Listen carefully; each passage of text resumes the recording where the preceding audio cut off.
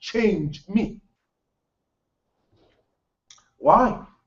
I want Prophet Muhammad sallallahu alaihi wasallam, who has changed people like Umar. Umar was ugly, and perhaps uglier than me.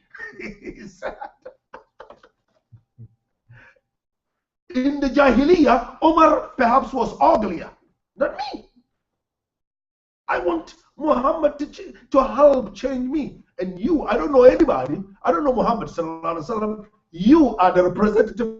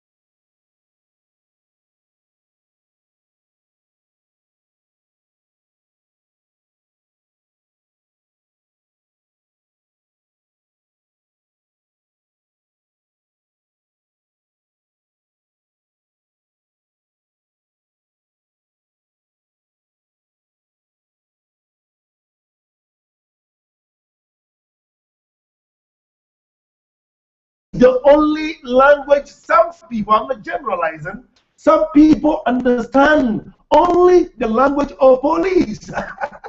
That give them ticket, and when they pay $100, they will learn. And I think one of the brothers came to me and said, look, in our masjid, I forgot where, he said, we have contracted with the police.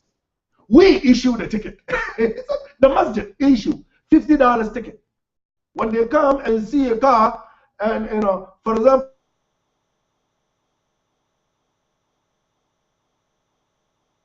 ask brother, you need Sister Huda, Sister Huda, and get one of the brothers, maybe Brother Abdul Haq, going around. Brother Abdul Haq will do that perfectly. Issuing ticket, $50, $50. Go and pay. Of course, without points on your driver's license. But when people begin to understand that if you have 5 tickets, well, then the police will deal with you. Look, our community needs that discipline. We have the perfect faith, unfortunately, with undisciplined people. We need that.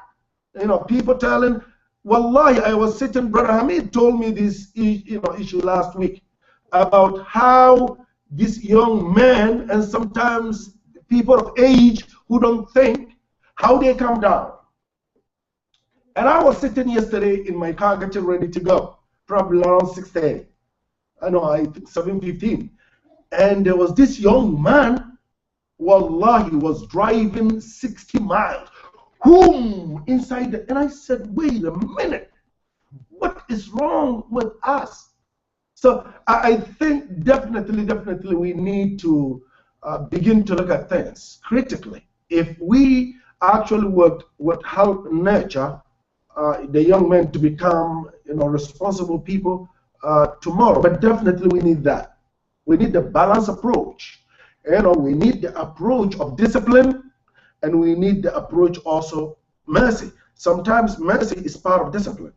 It's just like when one goes to the hospital and one of the limbs, is cancerous, and they said they're going to take it off. If you did not take it off, it affects the rest of the body. So definitely that ought to be, taken down. So definitely we need that in order to be able to.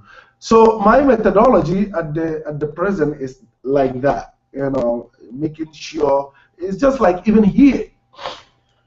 Always my office is open. But for the last 3 years, this is what I've learned. Some people abuse that. Allah, Sister Huda, you call some, elderly mother, and you realize that, oh, you made a big mistake by calling them mother because they've abused it. Yeah, they want to treat you like a kid. I've seen it here.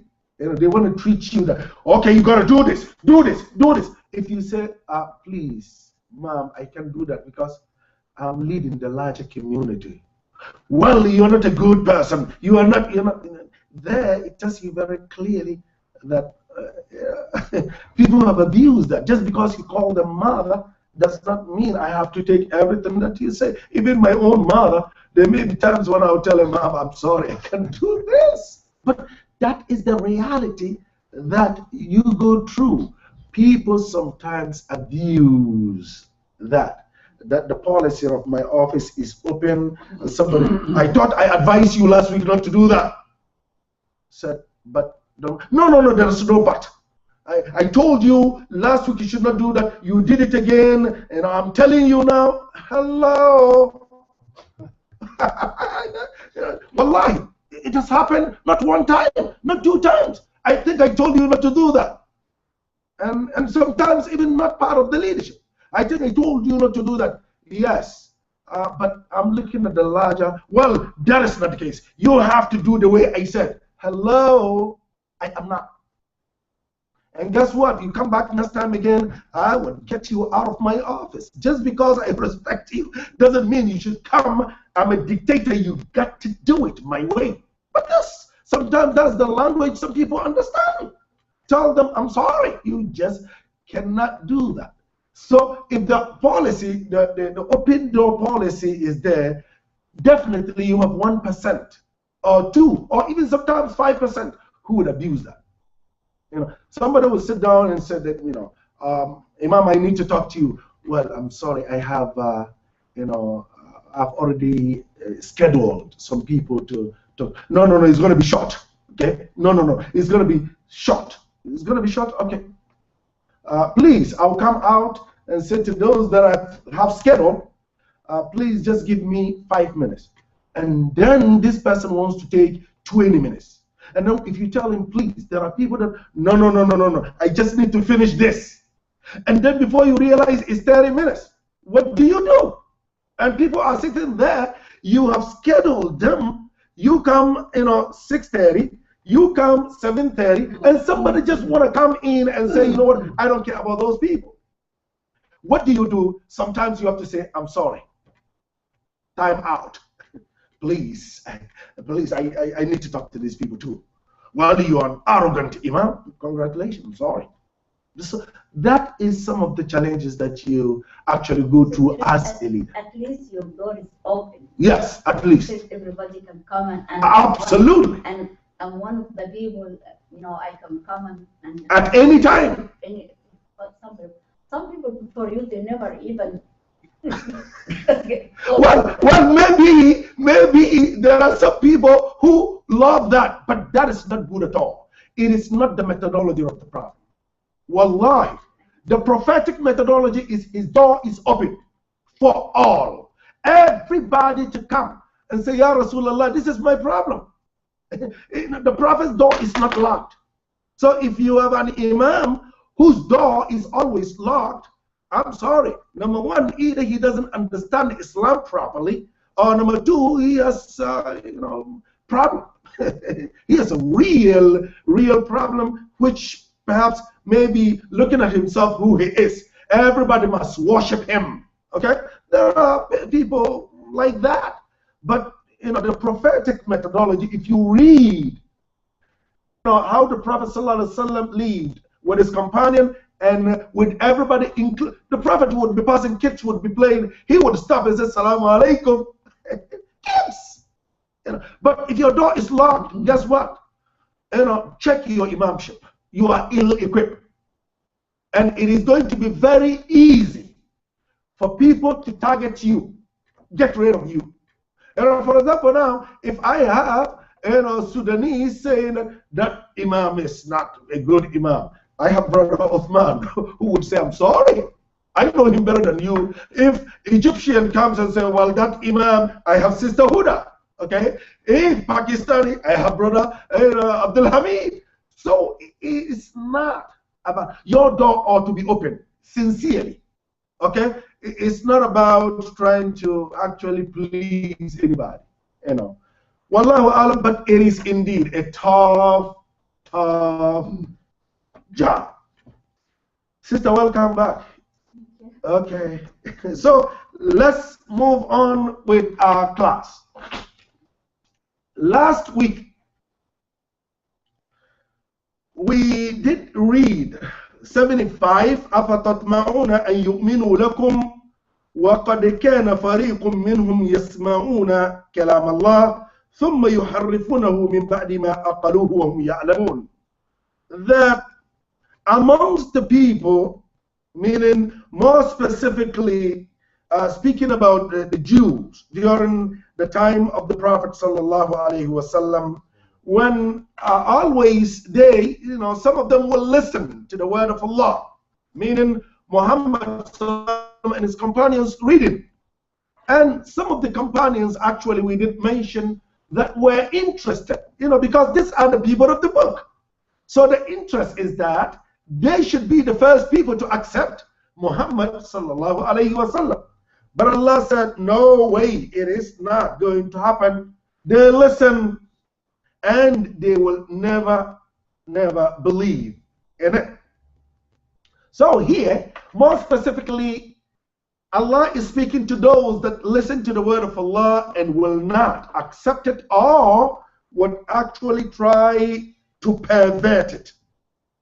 يُحَرِّفُونَهُ مِنْ بَعْدِ مَا أَقَلُوهُ. After they had understood the word, they would try to pervert it and actually interpret it based on their desires. And they know actually what they do.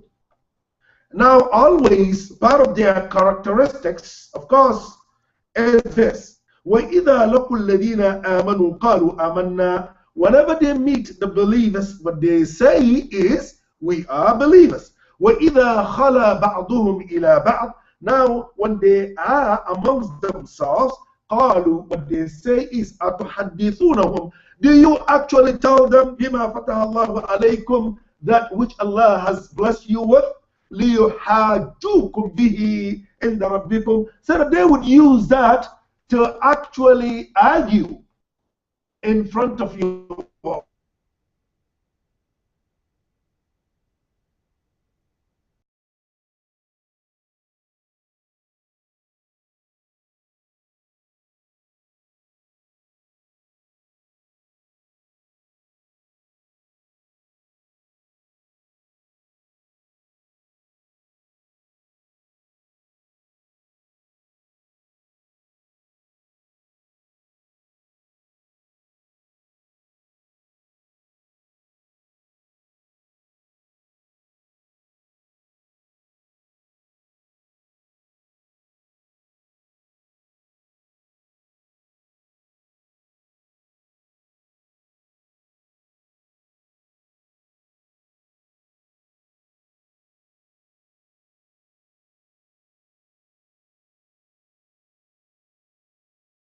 From great scholars, and they would try to distort it. That is the first one. The second one is what? Those that are unlettered. They have no knowledge of writing or no knowledge of the book. Illa amani. What they have is that which is actually, those perversions, wishful thinkings, and that's what they have. وَإِنْهُمْ إِلَّا يَظُنُّونَ. They always, I think. It's more of using, their own perverted mindset pertaining to interpreting the word of God. Now, our class today is this. فَوَيْلٌ لِلَّذِينَ يَكْتُبُونَ الْكِتَابَ بِأَيْدِيهِمْ ثُمَّ يَقُولُونَ هَذَا مِنْ عِنْدِ اللَّهِ لِيَشْتَرُوا بِهِ ثَمَنًا قَلِيلًا فَوَيْلٌ لَهُمْ مِمَّا كَتَبَتْ أَيْدِيهِمْ وَوَيْلٌ لَهُمْ مِمَّا يَكْسِبُونَ. This is our ayah today. Now, after analyzing those who usually would hear and corrupt it, and also after analyzing those who are unlettered, who are ignorant, now here it is more specifically about the scholars, the teachers, the rabbis. And again, if you look at it, the umum al-lafz that Quran is speaking to all the imams and our scholars in general. This ayah specifically is speaking to the people who have knowledge, but then would abuse the knowledge. Not like the previous one, as I repeat, those who listen from the people of knowledge, who are unlettered. No, we are more specifically speaking about those who are well established. The scholars, the rabbis, the religious leaders in general. Allah is telling us here, فَوَيْلٌ لِلَّذِينَ يَكْتُبُونَ الْكِتَابَ بِأَيْدِيهِمْ. Woe, wail is halak, destruction, disaster befall those يَكْتُبُونَ الْكِتَابَ who would write the book that they have, بِأَيْدِيهِمْ with their hands. ثُمَّ then say, يَقُولُونَ هَذَا مِنْ عِنْدِ اللَّهِ, what we have written is surely from Allah. They write and they claim what we are reading to you or what we have is surely from Allah subhanahu wa ta'ala.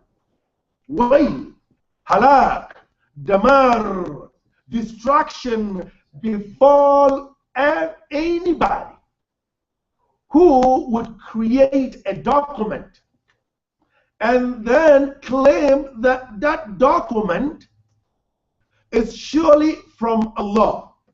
Why? Why would people do that? لِيَشْتَرُوا بِهِ ثَمَنًا قَلِيلًا, so that they would actually benefit from that document, thaman, a profit, a wealth, and a qalil that is tiny and low. So here Quran is saying and speaking specifically to scholars. And we did mention, yes, it is speaking about the Jewish community then, but this ayah is generalizable to all. Those people who the knowledge that God has given them, they would abuse that knowledge and claim in their interpretation or whatever document that they have produced to say that this surely is what God wants from us. Why would people do that? Why would a person stand and try to create perversion, distraction, and all that in order to convince people that, look, this is right? Why? Because people either want fame, to be recognized in their community, or because they want money. And look, coming from Africa, West Africa, there are those who call themselves, I'm not saying all of them, who call themselves awliya, that they are the closest to Allah. And they move from one country to another. And they have certain books telling you this is the secret of Quran. And therefore, if your wife is not fertile, write this ayah on the lawha. I know you have it in Sudan, right? Yeah. On the lawha with black ink. You know, you write it and then you wipe it with water, you clean it with water, and you drink. And therefore, when you drink it, Allah will bless you with how many children that you want. You are having a problem with your husband or your wife, take this ayah, write it, and then drink it, you and your wife, there will be no more problem. You are having a problem with your kids. Don't work on your actions. No. Forget about that. Write this ayah, but give me money. I'll charge it $50, $100, $2,000. Give me that money. And then a sister called me, I think I did share with you here, from New York City. You know, one of them came, and knowing who she is, and she has money, that she needs children. Bad. She needs a child, even one child. And this man, and usually they would check around to know what is the problem with this woman, that person, and most of the time it is the women that go. Okay. And then, you know, they would send their agents. And then the agent went to this woman and said, look, we have one of our great scholars here. You need to see him. I know you've been struggling, you know, trying to have a baby. This scholar will help you. Oh my God. From 5,000 to 10,000, 10,000 to 15, 15 to 30, 30 to, because, you know, it's a business. And finally, she called me and she was crying after it was almost $50,000. $50,000. She said, Imam, I'm sorry to tell you now, but this is, and I said, I'm sorry to tell you this. You were stupid. You went to the doctor, right? And the doctors told you clearly that because of your situation, there's no way you can have kids. And you allow somebody to deceive you all the way to 50,000, don't you think No, they came and they said there's nothing that Allah cannot do. Forget about the doctors. That is nonsensical.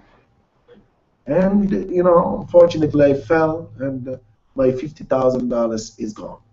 So there are people, and I'm not saying all scholars have disagreement pertaining to actually Quranic writing. You know, there are those who said if it is only verses from Quran, there is no problem with that. There are those who said avoid it completely. There are those who said as long as it's not the name of the jinn and all, that is fine. And look, there are differences, but the best thing is avoiding it. That is the best thing, because you don't know what you probably may be drinking, calling it, you know, that it is indeed a healing. Yes. One time I was in Florida with my younger granddaughter is under a year old, and went to Jum'ah in the African American masjid. You know, Florida, we have everybody in this. And the minute entered that Jum'ah, that baby never stopped crying. I take her outside to get quiet. Because inside again, She starts to cry. Anyway, after Jum'ah finished, one of the ladies, she came and she told me, this baby get in touch with jinn. Yeah. The jinn touched her. Oh my God. So tell your mom to go to the so-and-so in South Florida. I think his first name was Abraham. I don't remember the English name. And he would write stuff for her so that jinn get the kids. Oh no. That is a bad advice. It's not just because the kid was crying. She was under a year old. No, look, people come to conclusions. You know, just because your kid or your grandkid cried and some sheikh wrote something and the kid stopped crying, does not mean that, you know, it is generalizable. That just because this kid was crying, automatically is being touched by the jinn. It's nonsense. It is completely nonsense. Look, there may be many reasons why a kid will cry. Oh, yeah. When the environment is too intense, and some masjid, you would get in the oil, the smell of oil is all over. If I were to be kid, there were masjid that when I get in there, I will start to cry. Because the smelling of the oil and the incense in that masjid. She has some kind of allergy. Yes. So when people have allergies and then you put them in that environment, wallahi, I went to a masjid, you know, I went to an area and then we went to the masjid. Wallahi, I stood at the door and I said, thank you very much. I think it's enough. Let's go to a different masjid. Because, you know, the oil is overused. Okay. Now, guess what? If you have a masjid which the rocks have been there for 10 years, 20 years, and are not properly taken care of, people come in with their sweat, with their smelling of oils and onions and garlics and potatoes and all that all the time. And then on Friday, you put in more oil with the tomatoes and onions. Guess what? It's a disaster. It's a bad combination. It's not going to work. Some masjid are not smelling good. I'm sorry to say this, you know, but that's how it is. And some masjid are too old. The building is too old. That, you know, you walk in and you can hear some. The wood is crying, saying, hello, get rid of the masjid and build a new one. But there's no, you know, there are no resources. So there may be many reasons why a kid will cry. If a kid is used to a certain masjid, I'm not saying my masjid here, where the facility is created in such a way that the kid will be running around, okay, without any problem, because kids want to do that. Kids want to run, you know, just bring your kid, you know, a person living in an apartment building, and bring the kid out and see how the kid will jubilate. The kid will be running. That's what kids want. So you take them, they are used to a very nice facility, and then you take them to this small facility. Wallahi, the kid will tell you, this is not my masjid, okay? Mom, get me out of here. Perhaps the kid may not be able to speak, but crying tells you a lot. And I think there was even a time, I did mention it in the hut, that when you bring your kid, because most cases, even in our new facility, look, when I'm giving the khutbah, it's quiet. With the exception of one or two kids here and there, they will not cry when I'm giving khutbah. But when I begin to pray, then I can hear a voice here, maybe there, which will lead. Sometimes I'm ready. I would come to Juma trying to read a little bit longer. Okay, but because of that, when I hear the baby crying, I will change my mind and read something shorter. That's what the Prophet will do. Now, the question sometimes is why? Because now the baby is crying because the mom is concentrating on the salah.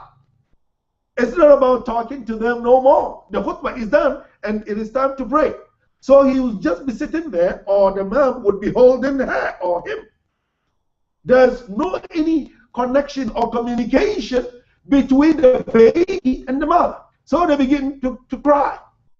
Or they look, when they stand to pray, and then they look at everybody not communicating. Everybody is seized. Wait a minute, what is happening with these people?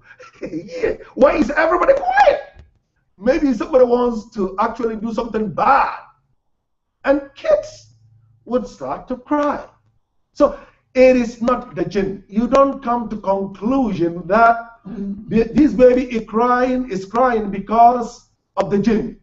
The only time you come to that is, and I did advise a lot of people. There was a time, I think most of you will remember because you were here. I led Salah, and there was a sister crying. And then they said, well, Imam, we need Ruqya. I said, what? Just call 911. Ruqya. Ruqya is when a person is touched with a jinn. And therefore, you recite. I said, even that, not every Imam can do it. There are specific people, Imams, who could do that. I'm not one of them. And I'm not going to read to anybody just because they're going through that. So, one of the sisters said, well, she needs Ruqya. I said, well, if she needs Ruqya, then I think, but I believe that she needs to see a doctor. Look, you don't come to conclusion that somebody is going through, jinnic thing until you see a doctor first. See a doctor. Let the doctors do their test and see. Maybe the person is sick. Not spiritual. Spiritual sickness is that which needs Ruqya. But before you come to that conclusion, even the people, there is one of the great scholars who is good in this, Dr. Ashkar of Saudi Arabia. He's he said, look, before you come to that conclusion, see a doctor. Let the doctor give, all that they can. If it did not work, then check the other aspect of spiritual, but to come to conclusion just because the baby is crying that we need a Ruqya is not the way to go. So let's go on with our reading. Fawailun, destruction, disaster, befall الذين يكتبون الكتاب, those who would write something with their hands. بأيديهم ثم يقولون, then say هذا من عند الله, what I have is from Allah, which includes a person writing a book and trying to say that, this book is divinely oriented. No, that's my opinion. Take it or leave it. لِيَشْتَرُوا بِهِ ثَمَنًا قَلِيلًا. They're doing it in order to be able to get something, some benefit that is really, really trial. Level. فَوَيْلٌ لَهُمْ مِمَّا كَتَبَتْ أَيْدِيهِمْ. Then again, distraction befall on that material which they claim is from Allah. وَوَيْلٌ لَهُمْ مِمَّا يَكْسِبُونَ. Again, destruction befall on that which they earn. So here is the material that they produce. Wail, destruction, it will be destroyed. And the money that they get, again, destruction before it. So guess what? These people today may have all this money. But the issue is not now. The issue is later. What happens to them later? Now let's move on. وَقَالُوا, and Jews have said, لَن تَمَسَّنَا النَّارُ إِلَّا أَيَّامًا مَعْدُودَةً. Look, it is impossible. We are the chosen children of God. And there is no way we are to be punished. Or there is no way Allah will punish us. Even if Allah would punish us, it would be what? Ayyaman ma'duda, a few days. A few days. Again, here the ayah is speaking specifically about the children of Israel or Jews, but the ayah is generalizable. Anybody who claim because of his ancestry, lineage, whoever he is, and therefore I am special, and therefore even God may punish people who do this act, I am exempted, which means again all of us again must follow procedures, laws that Allah subhanahu wa ta'ala has put in place. Or all of us must be citizens who respect the law.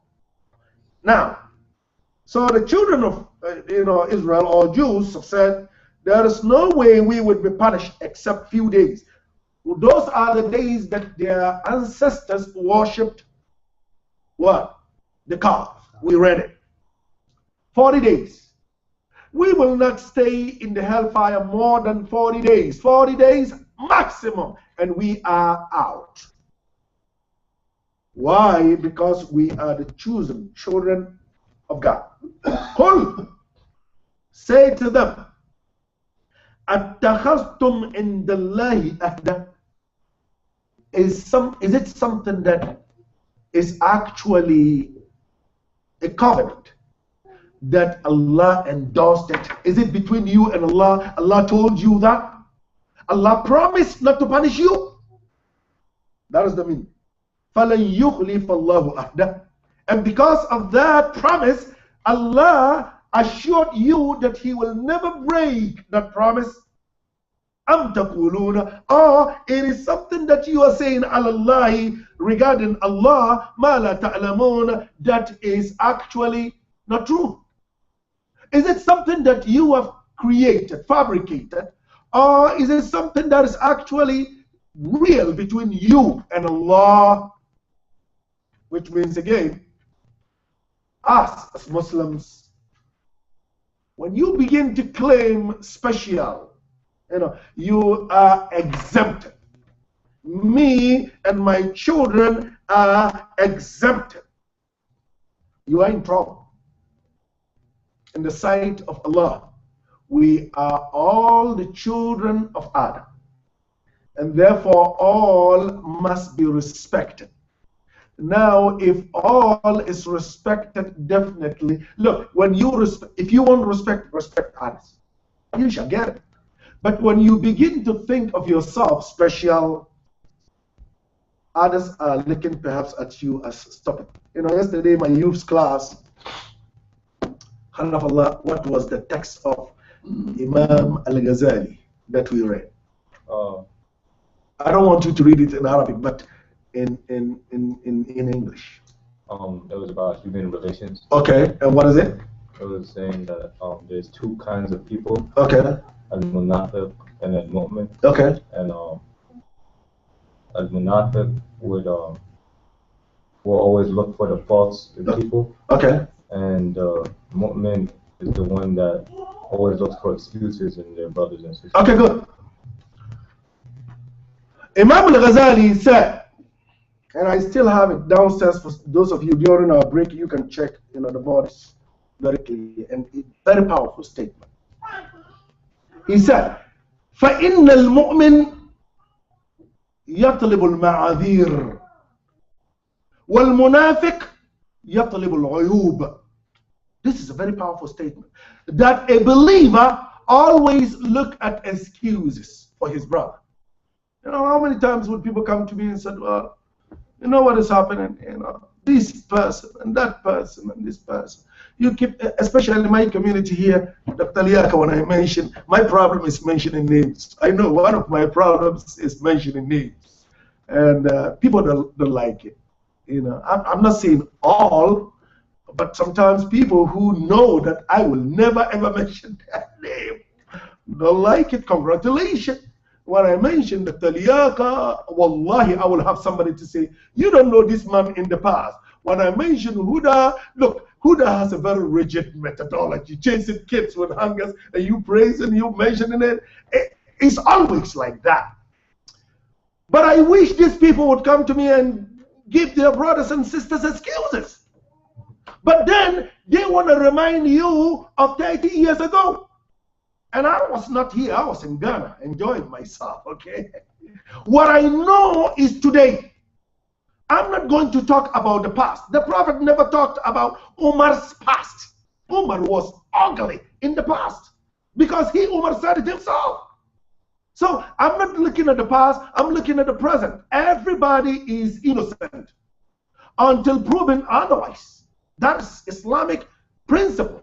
But if you are trying to remind me what happened in the past, maybe you were wrong in the past, not the other brother or the sister.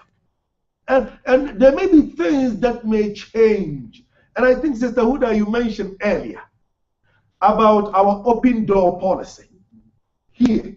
My door is open. And you said they've been previously, that open door policy was not there at all. There were those imams that the door is always locked. You would never be able to approach. Therefore, that methodology then, guess what? And I'm not going to talk about that in the past. I'm going to talk about now. Because now you're dealing with people now, and going back to, start inquiring of their past is no. Islamically, it's completely wrong. So Imam Ghazali is saying a very unique statement that فَإِنَّ الْمُؤْمِنِ, a believer, يَطْلِبُ الْمَآذِيرِ, always looking for excuses for his brother. Always. Maybe there may be reasons why he did this. And that's why Islam said to us, يَا أَيُّهَا الَّذِينَ آمَنُوا إِن جَاءَكُمْ فَاسِقٌ بِنَبَأٍ فَتَبَيَّنُوا أَن تُصِيبُوا قَوْمًا بِجَهَالَةٍ فَتُصْبِحُوا عَلَى مَا فَعَلْتُمْ نَادِمِينَ. Or you who believe, if somebody, fasik, Allah used the word, if a fasik brings you with information distorting the reputation of the other, فَتَبَيَّنُوا, scrutinize. Don't accept it quickly. Investigate. And tusibu, the reason is perhaps tusibu qawman bijahala, you may hurt people, fatusbihu ala ma fa'altum nadimin, and later regret after information are actually given to you. So here, al-mu'min yatlibu al-ma'adir, a believer always looks for excuses for his brother or sister. Wal-munafiq, but the hypocrite, yatlibu al-uyub, always looking for the fault, always sniffing and trying to, always trying to implicate people. When you see that, and that's what happened to me, I'm sorry, that's my methodology here. When I keep having a person coming to me all of the time about somebody, this man is ugly, this woman is ugly, and the first time I listened, I said, Allahu Alam, we are all humans, we make mistakes. The second time, we are all humans. The third time, they don't like what they say. And I think a lot, have come and they don't like what they see. Tell them, I'm sorry. I don't accept this. I think I've shown you indirectly. You refuse, still coming to me about all the time about these people. You know, I work with them very humbly, respect them. They respect me. Well, that's you. That's yourself. Get out. I'm sorry. Get out. You know, so sometimes that's what it takes. The language that some people understand. So always, if you want to be a believer, try to get excuses for people. Always. But if one wants to be a hypocrite, try to actually spread rumor about the other, and always trying to implicate people. Don't do it. Do not do it, because this destruction would come and would befall on you. قل أتخذتم عند الله أهدا فلن يخلف الله أهدا أم تقولون على الله ما لا تعلمون. Hello, if you claim you are perfect, based on what? Who said so? Is it something that is between you and Allah, or something that you have created and fabricated? That's not true. Bala. Now let's be clear. Allah said, Man kasaba sayyi'ah, he or she who does awful and wrong deeds. Sayyi'ah, something that is bad. Sinful deed. Something detestable. And all that you don't want others to say about you. Okay? So Allah is telling us here, Bala, let it be clear. Man kasaba sayyi'ah, anyone amongst you, Jews, Christians, or Muslims, who does wrong deeds, وَأَحَاطَتْ بِهِ خَطِيئَتُهُ, and his awful wrong deeds have covered him completely. You know, it is not something that he did and repented. No, he continued to do it. وَأَحَاطَتْ بِهِ خَطِيئَتُهُ, his sinful deeds have surrounded him and covered him completely. فَأُولَٰئِكَ, surely those أَصْحَابُ النَّارِ are the dwellers of the hellfire. هُمْ فِيهَا خَالِدُونَ, they will dwell in forever. Now, when one continues to do wrong deeds, sinful deeds, and will never repent and continue to do it until he becomes that act, Allah said he will dwell in the hellfire forever. Now, let's speak about ever in the hellfire, because that's what we're talking about here. When a person believes in the oneness of Allah and has some acts that are not good, he may be punished for days, for months, for years in the hellfire, and because of that belief in the heart, he is removed later, cleansed, and then sent to Jannah. And there are those also that will live in hellfire forever because of the act of shirk. Inna Allah la yaghfiru an yushraka bihi wa yaghfiru ma duna dhalika liman yasha. Allah will forgive all sins except one, shirk. That Allah subhanahu wa ta'ala will never forgive. Now, when it comes to Muslims and others who actually indulge in questionable practices, look, Allah said to us, this is what is going to happen. But Allah's mercy is not your mercy, it's not my mercy, it's divine oriented mercy. We will just mention what Allah said in the Quran pertaining to certain sinful deeds. That when a person does this, hellfire, does this, Jannah, done. But what is going to happen in the hereafter, surely Only Allah knows. But one thing for sure, justice is served. When it comes to your relationship with Allah, justice surely will be served. When it comes to your relationship with the other, justice will be served. Now, Jannah, Allah said, I will fill it. Jahannam, Allah said, I will fill it. And the mercy of Allah supersedes the anger of Allah. That is why we don't play God. We don't play God because this person is in the hellfire, she is in the hellfire, he is in the hellfire, he is in the hellfire. Hello, where is the mercy of Allah? There are those Muslims who even would give khutbah and call people by name. Call scholars by name because of mistakes that they have made according to them, and throw them into the hellfire. That's why the Prophet ﷺ warned, Man qala li akhihi ya kafirun faqad ba'a biha ahaduhuma. Aw kama qala sallallahu alayhi wa sallam. Anyone, anybody that call his Muslim brother kafir because of what that Muslim brother is doing, one of them is kafir. If the person that you are calling is not a kafir, you, the caller, is kafir. Look at the unique one. If you call your Muslim brother, you are a kafir. If he is not, you are.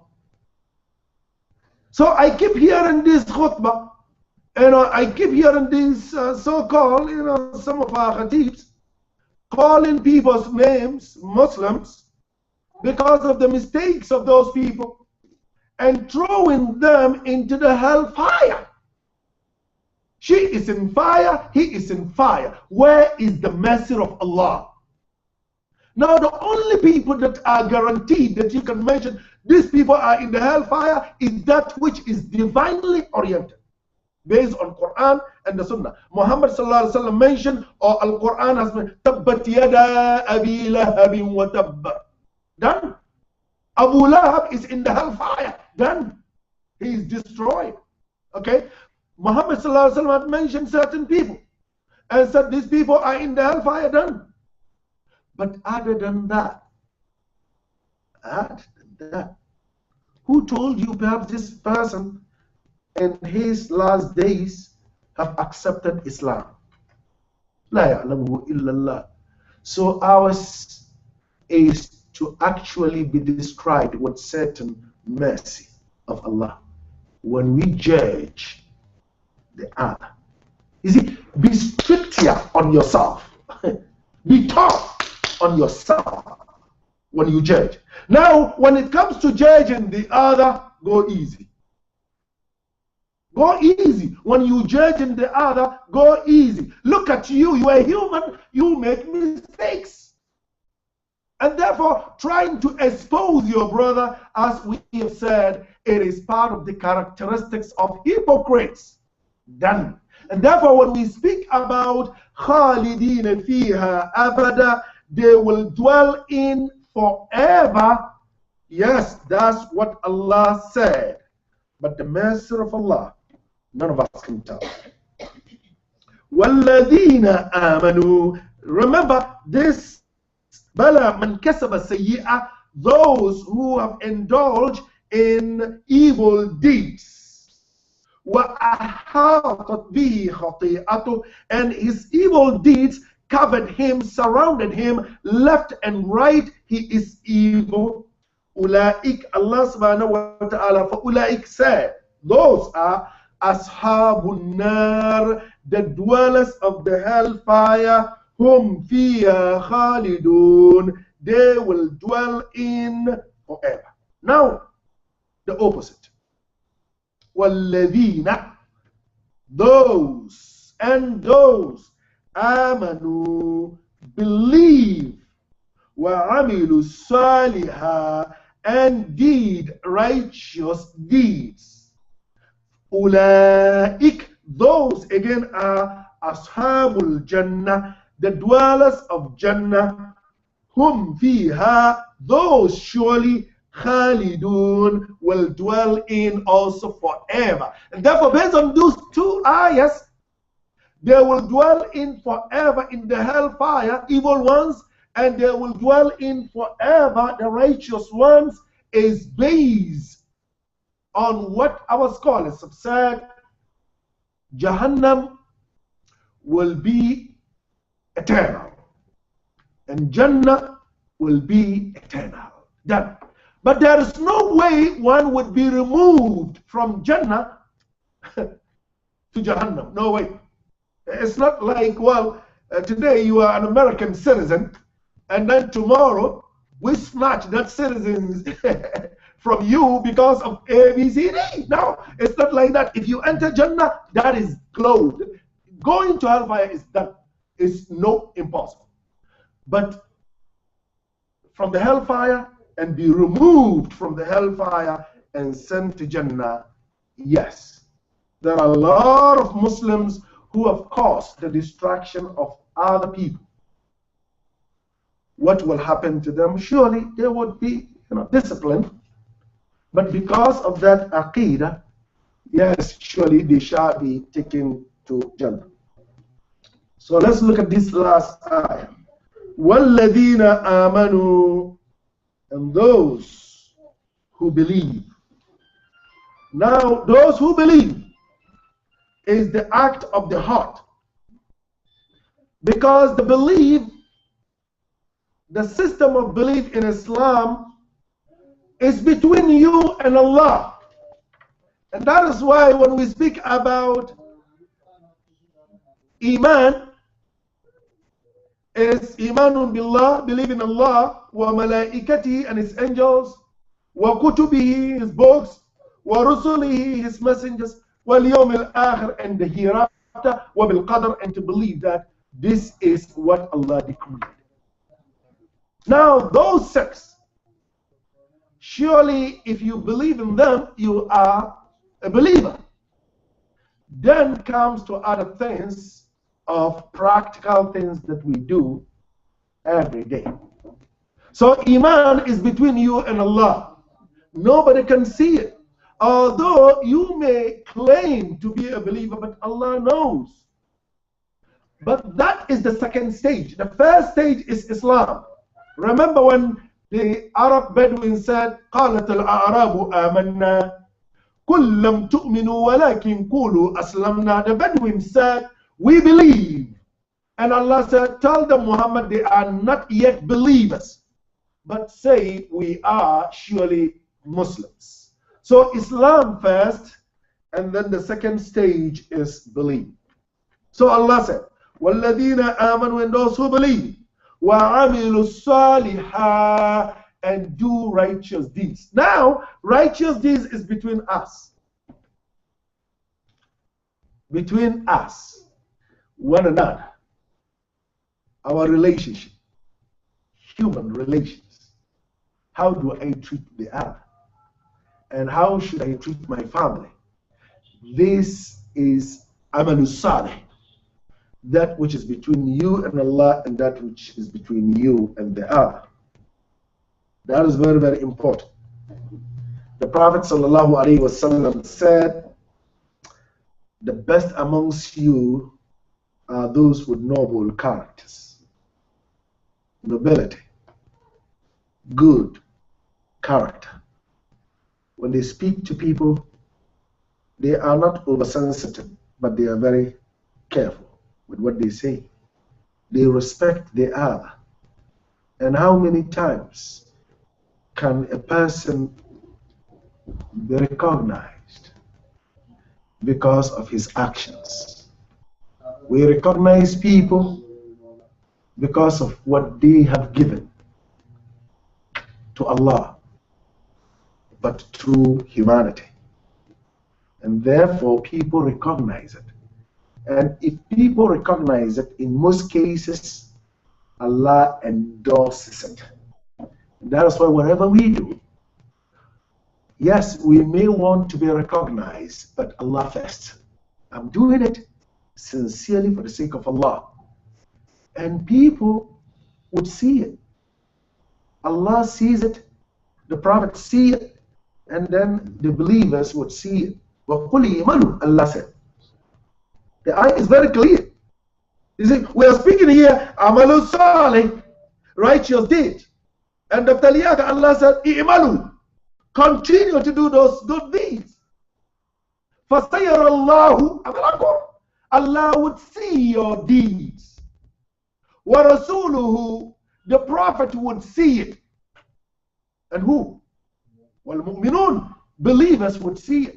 Meaning, when believers see it, guess what? Allah has already put in your name on their tongue. They would mention. They will mention. They will mention. And that's how it is. And I'm sorry, I'm not claiming that Allah has put in those names on my tongue when I give khutbah, but I don't sit home, okay, to say, okay, today I'm going to mention Sister Huda 2 times, Brother Hamid 1 time, okay, Dr. Mirza 3 times, Sister Nafisa 1 time, Brother Uthman half times. No, I'm not doing that. I don't sit down and plan when to mention. I have my khutbah. Now when you stand there, brothers, I'm not reading from the paper, because then you will lose focus. You have it, the idea is there. Now when the words are coming out, okay, and Allah will cause you to mention people's names. It is Allah that would cause it. It is not you plan. Yes, but there may be times when you plan to say something. But to say that mentioning names, well, this ayah is very clear. Just continue to do things. If you want your name to be mentioned, just continue to purify your heart, fight your soul, and continue to do the right thing. The time would come when people would appreciate it. But if they did not appreciate you now, don't get angry. Why? I've been doing this in the community, and Imam never appreciated me. No, then you have a problem. There may be times when even Imam will never appreciate your name. You know why? It's a trial to see how you actually would react. Cleanse the nafs and saying, look, mentioning names is not important as long as I'm doing it for the sake of Allah. So those who believe and do that which is right, أُولَٰئِكَ أَصْحَابُ الْجَنَّةِ, they are the dwellers of Jannah, هُمْ فِيهَا خَالِدُونَ, they will dwell in forever. Brothers and sisters in Islam, cleanse your heart. Cleanse your heart between you and Allah, and Allah will take care of the rest. That is the meaning, and that is the class for today. And again, our class is actually revealed pertaining to the children of Israel or Jews. But hello, al-ibratu bi'umum al-lafzi la bi-khusus al-sabab. Al-ibra. What we learn from this is bi'umum al-lafz. It is general and generalizable. La bi-khusus al-sabab. Don't strict the Jews, the Jews, the Jews. No way. Quran is talking to all of us. That's how it is. Learn from the earlier generation so that you don't repeat the mistakes that they have made. That is what Quran is telling us. It's not about sitting down and critiquing or criticizing negatively a nation. And look at what we are going through as Muslims today. Look at what we're going through. And then we claim the other. The other. We are in a state of denial of our problems. Until we begin to accept that, hello, we made mistakes. And this person is responsible for that mistake. And that person ought to say, I am sorry. And stop saying it was a Jew. Any nation that is having problem today, it is some Jew sitting in some place who caused it. When would we accept the responsibilities? When? Don't we think? Well, perhaps if a Jew whispered into your ears, don't you think and say, no, I'm sorry, I'm not going to do this? Don't we think? Well, it was the White House. Hello, Muslim leaders, don't we think? Are we not humans? So it is time to stop blaming the other. Because we are in a state of denial. To begin to blame us for what is happening in all the Islamic world. Stop blaming the other and blame the self. That, then we can fix the problems.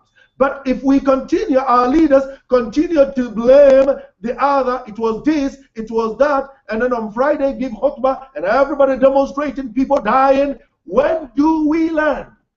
When do we learn to say we are responsible for our future, for our destiny? When? So, I don't accept that nonsensical. When people begin to blame others and they don't want to take responsibility, I don't. It's very, very hard for me to conceive it, to even digest it. It is time to take the blame. It's just like our community here. When something is wrong, we sit down and blame some people outside, and we have our leadership here, and the leadership don't want to hear, no, it was them, it was them. Then we're going to continue going down as we see it today in our Islamic world. We are not going up, we are going down and down and down.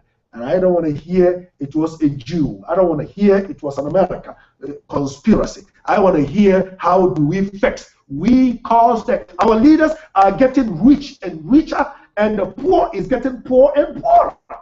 And the people are being slaughtered every day. And somebody may sit down and claim it was American conspiracy. Wallahu a'lam. This is my humble opinion. It is time to take responsibility seriously. Wassalamu alaikum wa rahmatullahi wa barakatuh. Quick questions before we get our usual 15 minutes break. Yes, Sister Huda. The ayah said الذين يكتبون الكتاب بأيديهم ويقولون هذا من عند الله. If that is because the Christians, they start writing different Bible, and they said that's what came from Allah. Absolutely, yes, definitely, and because look at the ayah. The ayah is specifically revealed about Jews, and then after Jews we have Christians, which we will be speaking about them later, and then on and on. So yes. When you look at perversions that penetrated Bible, it is very clear. Allah did mention that perversions and all these things, changing of words, is in the books, and also we have to accept that fact that it did exist in those books. Ours, Quran, Allah has protected it. Now, Alhamdulillah, Allah has protected Quran. However, our problem is interpretation of the Quran. That's part of our problem. Interpretation of the Quran. We have all these interpretations. Sometimes you read certain things, you say, wait a minute, what is this? This is not right. This understanding is not going to work for our today. And there are those who would say, no, we will take that because it is the Salaf as-Salih. But there are a lot of interpretations of Quran. Therefore, we would use that which is not perverted and use that which we know. Because it's about protecting humanity. Okay? That is making difference in human lives. That is the message of Islam. Yes. Any question? Yes, sister? Yeah, actually, question by my son. I can answer him. He was asking me, why did the Jewish things are better than others? Why? Because Allah subhanahu wa ta'ala has said in many, many places in the Quran, وَإِذْ قَالَ مُوسَى لِقَوْمِهِ يَا قَوْمِ اذْكُرُوا نِعْمَةَ اللَّهِ عَلَيْكُمْ إِذْ جَعَلَ فِيكُمْ أَنْبِيَاءَ وَجَعَلَكُمْ مُلُوكًا وَآتَاكُمْ مَا لَمْ يُؤْتِ أَحَدًا مِنَ الْعَالَمِينَ. Moses said, "O children of Israel, remember that which Allah has given you. Is ja'ala fikum anbiya." Although, be careful. Please, the mother, grab the baby, please. We don't want is so one. Don't come back here. As we will give Sister Puda her anger, okay? Is ja'ala fikum anbiya. Remember when Allah made you a lot of prophets. They have a lot of prophets from the children of Israel. وَجَعَلَكُمْ مُلُوكًا. They have a lot of kings. وَآتَاكُمْ مَا لَمْ يُؤْتِ أَحَدًا مِنَ الْعَالَمِينَ. And Allah has given you what He never gave any nation. You hear this? So when they have a lot of prophets, although they are very few. Two, they have a lot of kings, universal kings, although they are little. And then things that we may not know. Allah mentioned it in the Quran. So because of that, guess what? Well, we are the chosen children of God. We lead politics. We lead spirituality. We have money. Does it ring? Look today. Money. The world money is in the hands of you. I'm sorry, I'm not trying to be ethnically incorrect. The world money. Quran is right. Money in the hands of Jews in the world, wallahi, is more than any other ethnicities. Okay? Now, although we may claim Arab world, but look, forget it. Even that which is in Arab world is in their hands. And now, muluk. Guess what? Everybody wants to please the Jewish nation. Guess what? The most powerful man on earth, Obama. The American presidency. You are being careful. You should be very careful saying anything that is not in the interest of you. Now, spirituality. Now, when you look at spirituality and look at what is happening today, you just say something in Islam and perhaps which contradict anti-Semitism will begin to ring. So, look, although Quran is speaking 1400 years ago, but look at what is happening today.